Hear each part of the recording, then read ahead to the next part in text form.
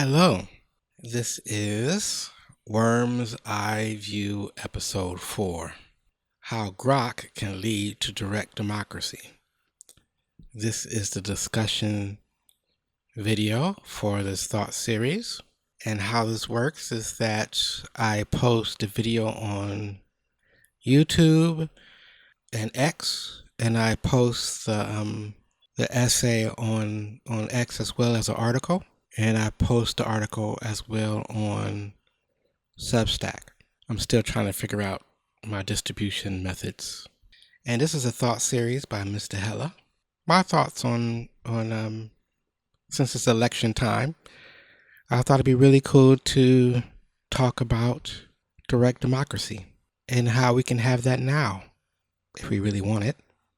Democracy was cutting edge back in 1776. It was like Bitcoin. It was cutting edge, man. Hot, new. Everybody wanted to do it. It was hard to do. It took guts to do. And we did it. But the technology at the time did not allow for a direct democracy. Nor did I think that our founding fathers wanted to do direct democracy. They wanted to do a republic, a form of democracy where the people don't actually vote for policies themselves, but and make laws themselves. They vote for representatives, people that were more knowledgeable than them, than the average person, or someone they pick to represent them, kind of like you in court and you pick your defense attorney. Because your defense attorney went to school to be a lawyer, and I guess they wanted, people would pick the brightest and smartest of them to go forth and make laws and stuff for them, so they can concentrate on other things like making a living and doing business, raising kids. They wanted somebody to have a full-time job for governance, for a specific point of time, a term. That made sense 250 years ago because of technology at the time, horses and stuff, pencils and paper, and stuff like that. They were still writing stuff by hand. Why I like the parliamentary model is I think better than what we have in America, their form of democracy. The parliamentary form of democracy is a little bit better. They still pick their representatives like we do, but even at 3% and you vote for someone, you get a seat at the table. America is winner takes all, and that is whack because not everyone is being represented, which was the point of representative democracy. I believe that's one of the big problems with the American democracy model. And not that, places like Britain have all their wants met in their politics at the government level.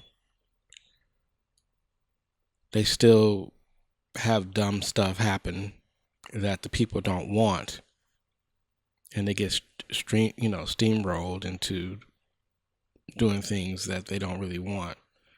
I think you still feel a little bit better about your government because you do feel like you have someone even though they are in the minority, they are fighting on your behalf.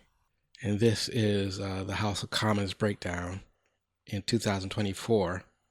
Prior to 2024 election, and then after, they had a flip. They had the conservative Labor Party flip. So you have the red is Labor and the blue is conservatives. But you have the other colors in there too as well, the minorities, and that's awesome. And this is America. America just have red and blue. Democrats and Republicans just been around forever. There is no evolution of the system or the parties. Both Democrat and Republican has been around since slavery and Jim Crow. We need new parties to come in there, shake things up. And this is right here. This is the breakdown of voters. And above you have the Democrats, below you have the Republicans, and the independents are in the middle. And then you have independents that lean towards Democrats, independents that lean towards the Republicans, and then you have those in the middle that don't have a lean. They just vote how they feel, because you only have a leaning towards it. But if you had other parties, you can say, oh, this party believes in everything I believe in. So you have to vote for either Republican or Democrat because they're the only party in town. So those that actually rule us, if you think about it, is kind of weird because you have 27% of people that identify as Democrats that vote, 27% of people that identify as Republicans voting, but you have 45% independents. So you have this weird thing where even though it is a little more than half, you still have half of Americans that don't agree, even a little bit with the Democrats or Republicans in a way. So it's a form of neglect in a way by not having other parties. I think they call it disenfranchisement. So who holds all this power? Who holds the power? In a study by Gillens and Page in 2014, they analyzed 1,779 policy decisions, and they said that the average citizen have near zero influence. Economic elites have substantial influence. So the big donors have all the influence. They can walk into the office. Jamie Dimon said that he was upset with the mayor of New York, which is a Democratic Socialist now. And he said he just, went to the office and, and got stuff off his chest.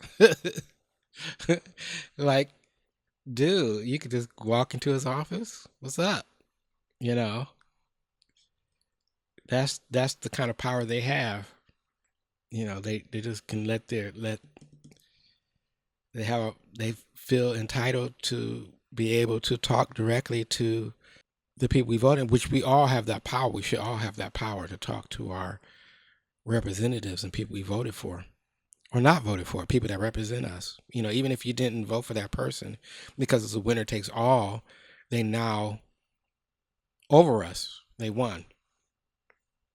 So you'd be like, oh, okay, he's our leader now. And you should have some kind of access to that person, But you have zero influence, zero access, zero anything. Even if you go out and you protest, no influence at all.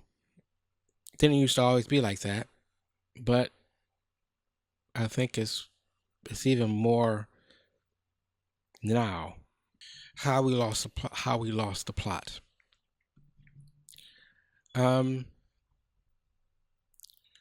I think that we have drifted from the original spirit of democracy. This fight has always been since the beginning of time between populism and elitism. People that had the degrees, the experts, and the normal people that's everyday people, people that think that all, including the people with degrees and stuff, people that believe that populism, that we all should have a voice in where we live is going. If I live on the street, on the road where this pothole is, I should have a say with my city to say, hey, we need to fix this pothole because it's on my street. It's in my city.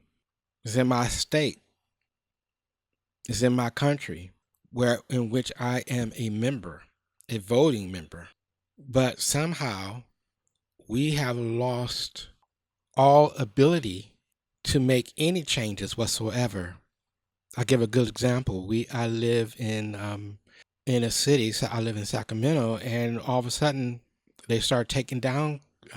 They start removing lanes to make bicycle lanes, which I rarely see anybody use. Um, but it took up two lanes on both sides of the street. So you had this 4-lane road now reduced to 2 lanes, and nobody voted for that I know of.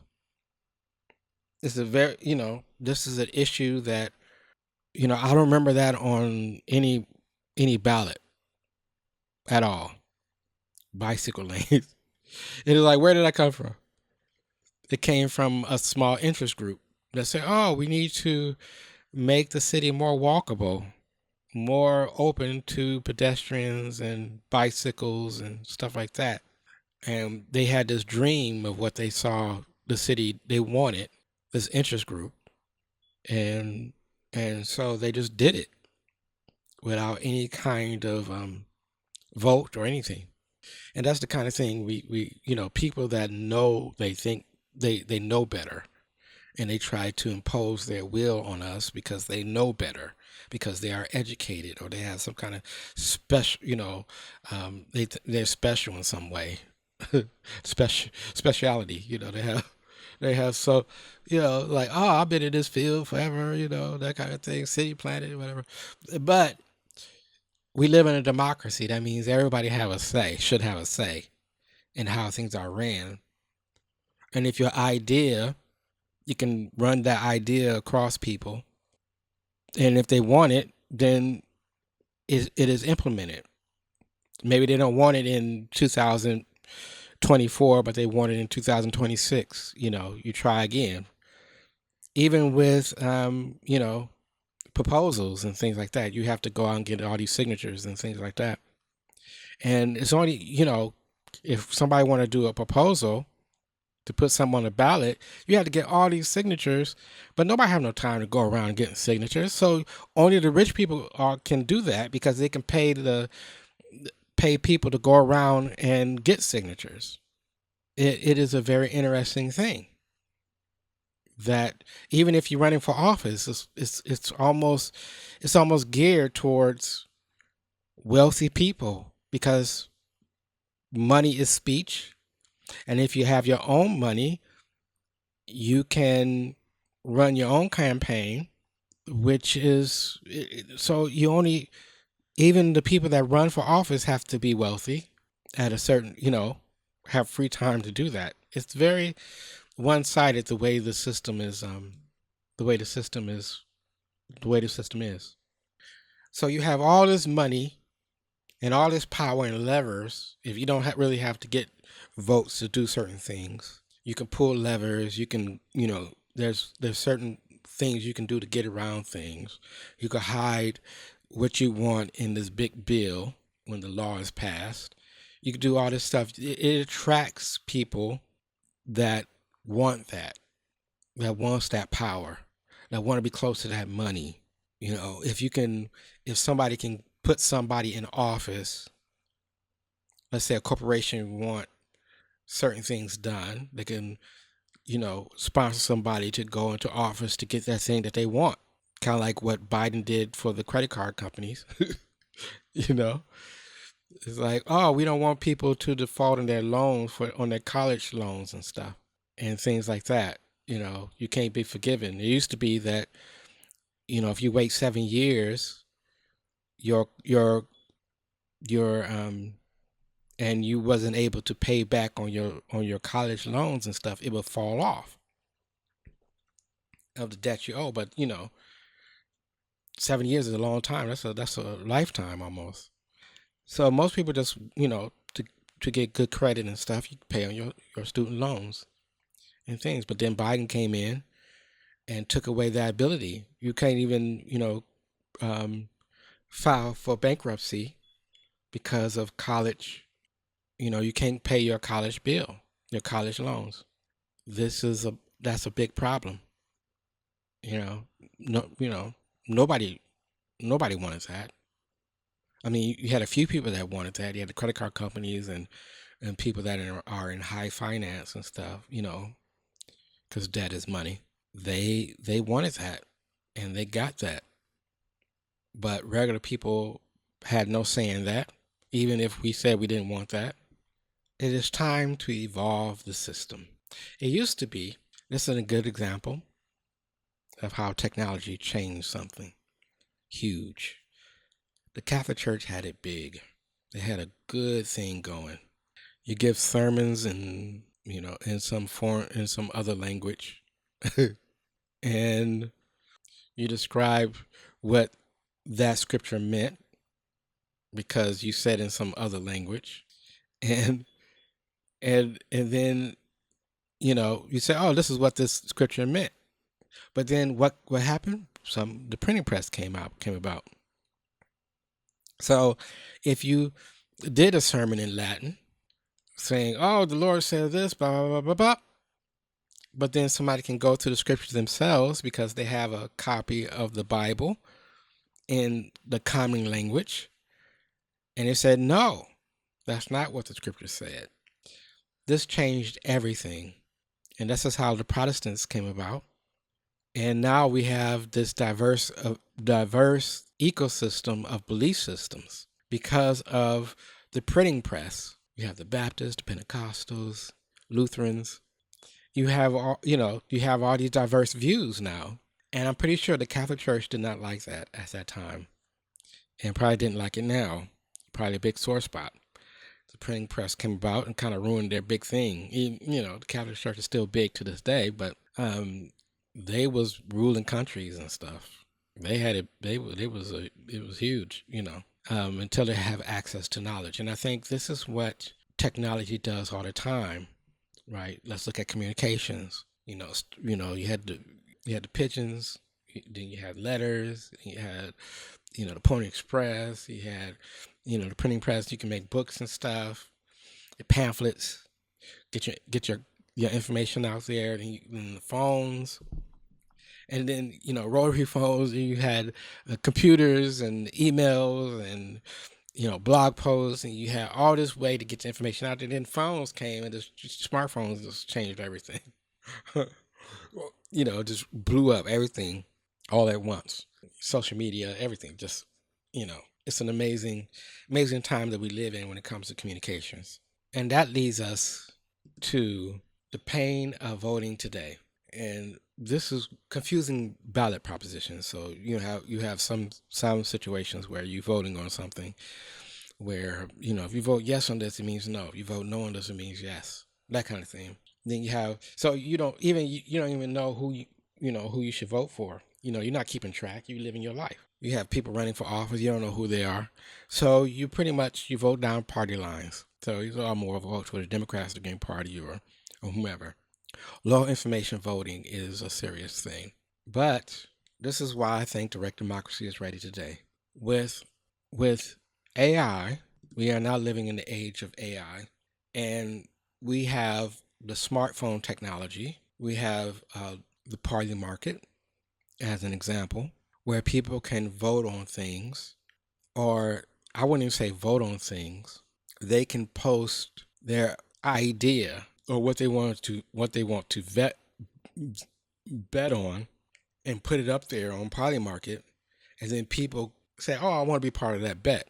It is a direct gambling model, right? You used to have to go through a bookie or something, but this is direct. You don't have to go through. You just be like, boom, boom, put your money in there, and then you win that bet. But anybody can make a suggestion on anything, and I think we can do this with democracy, where instead of you having to pay people to go out and get signatures for you, just put it up on, I don't know, democracy market, and people put their idea up there, what they want. I want to fix this pothole and so on, so on, so. Or let's say I want bike lanes, that kind of thing. And people work on that idea, riff on that idea, maybe create a wiki or whatever. And then people can post the idea and work out the idea of how they want that to work out. And people can vote on it as they develop it. And then we have an election day. And if people vote that issue up to the top 10. Let's say the ballot can only have 10 open, it only has 10 open slots for things that people can vote on from the democracy market, and you fill those spots up with the top 10, and you can go into the voting booth and vote yay or nay on these items that have been flushed out already, and you can have a whole system. And even today, you can walk into a voting booth today, open up your AI. I use Grok for that kind of stuff, and you can research right there inside of the voting booth. Who's this I'm voting on? I don't know what they believe in, and then it just lists those things, what they believe in, and their policies and things of nature. So what I'm saying is that we have technology now where we are no longer low information voters. At any time, we can become high information voters at any time that we want. We can walk into that booth, low information, walk out high information, because we research as we go. I think that what I would like to see in a direct democracy, I don't think that we can go nationwide with direct democracy because there is too many interests at that level. But on the state and local level, we can definitely do it. Also, I really would like us to make Election Day a holiday. Since we live in a democracy, we should celebrate voting. It should be the day that we vote on should be a holiday all the time. We should celebrate it. It should be like the 4th of July. It should be a day off. People have time to research what they're going to vote on. You go in there. They should have all the voting booths should come with a desk and a chair, enclosed. So you can go in there and you can research what you're voting on, and you can take your time. People can't wait in line because they have to go to work. They can't vote because, on election day, it makes it hard. And don't get me started on, voting by mail. I think voting by mail is a terrible system. It's just terrible. We used to have a thing called exit polling. It was a good way to check keeping the people on the other side of voting, the people that are running for office and stuff, honest. Because there's so much power and money with winning that office. People are going to cheat. It's just naturally that's what's going to happen because they want to win. They want to get close to that power. It's it's like flowers and bees. You have all this power, all this money on the other side of winning this election. So people are going to cheat to get there because they want to be close to that power. They want to be close to the levers of power. It's just naturally that's what's going to happen. So exit polling, it allows you to double check to keep everybody honest. So people come out and say, but you can't do that with voting by mail. There's no exit polling for that. Yeah, you can go online and be like, it shows me that I voted, but you don't know if they counted your vote, right? They could say, they can, what's a confirmation? They could send a confirmation and still not count your vote. There's no way to really keep them honest. There's always somebody trying to find a loophole. Grok is the perfect co-pilot for this. I think why I like Grok is because it was designed from the get-go to be truth-seeking and curious. It according to how it was supposed to be designed, the kernel is that it's not supposed to be politically correct or anything like that nature. It's supposed to tell you like a TI is, and that's what we need. We need something like that, especially when it comes to voting. We don't need political correctness in voting at all. You need to know exactly what's going on, and I think that's what we need. We need that. What we have right now, and why I think direct democracy is now, we need to do that now, is especially in the age of AI, is that we have an incentive problem when it comes to politicians. If you think about it, every 2 to 4 years, let's say you live in a place and everything's perfect. There's nothing really wrong in the community, but you want to run for office. You You have a calling in your heart that you want to be a politician. You want to run. You want to be mayor. So you have to invent something if you live in a perfect place to run on, even if everything is great, because you want to be mayor and you think you could do a better job, but everything's good. So you have to invent something. I think that's also the problem with academia. Academia, you have to publish. You have to make a dissertation, right? So basically, if you're in a field where you feel like, oh, you gotta invent something, you gotta come up with something in order to get that, PhD. You have to invent something. And I think this is has done serious harm to us, to everybody really, because you have these people that invent this thing that may or may not be real in order for them to advance their careers. You have crazy, I remember they had this one thing where they had talking about how beards were disgusting. It was more disgusting than somebody wrote a paper about how beards were more disgusting than the dog mane, dog hair, or something crazy like that. I'm pretty sure somebody was trying to get published, so they wrote something crazy like that. It didn't make any sense. So I think that direct democracy is ready because we have the technology, we have the information. We need to move on. We need to evolve. Representative democracy was good for its time. I think, and now is the time people can handle. If we can vote for your favorite idol on some talk show, we can vote for mayor. Anyone like that. I really think that we should even.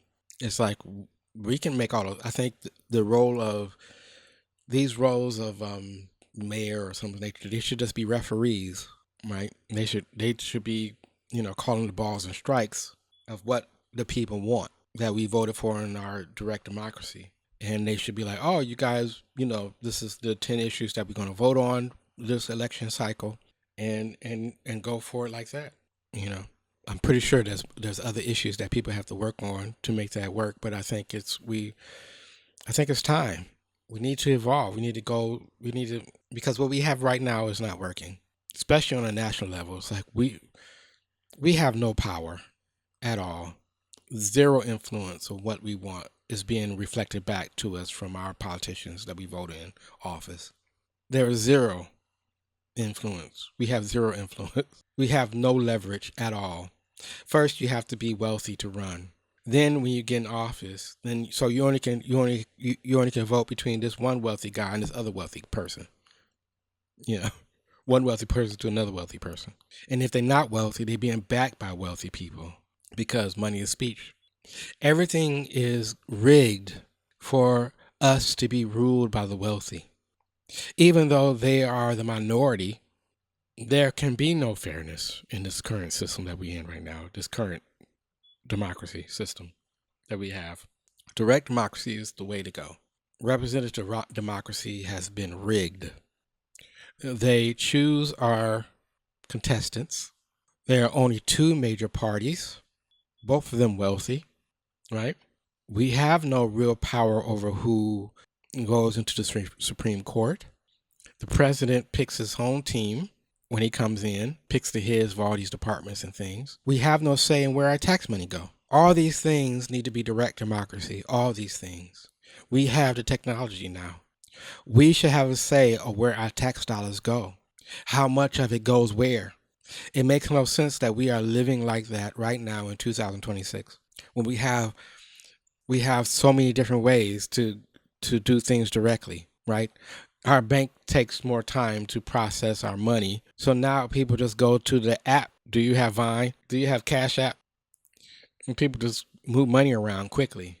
In the age of Bitcoin, we can't do this? Makes no sense. Makes no sense whatsoever. So that's the thought I have for today, in this worm's eye view, looking from the bottom up. Things that I've been thinking about. And I don't know if you agree or disagree. I know that just saying we need a direct democracy is not the same as implementing one, but I think that we have the technology, We have the knowledge to do it. Everything's in place. We have examples of people doing it, right? Of people doing it with social media and all kind of things. I mean, people, yeah. Polymarket is a good example of that. Secure, right? You create a polymarket for issues that should be on the ballot instead of you get rid of the whole signature thing to put things on the ballot, and you do it in a polymarket way, and then you pick the top 10 to go on the ballot. Let people vote up or down on these issues on polymarket, on a polymarket style site for issues. And then, people come in and they vote in person on a holiday, a voting holiday, democracy holiday, which should be 4th of July, right? It should be a day like that where, you shoot off fireworks, you have parties, you have parades and stuff, and people just go in and vote, have a day out, eat chicken, have barbecues, dance, and celebrate democracy, that we get a chance to vote. Okay, that's it. So, thank you.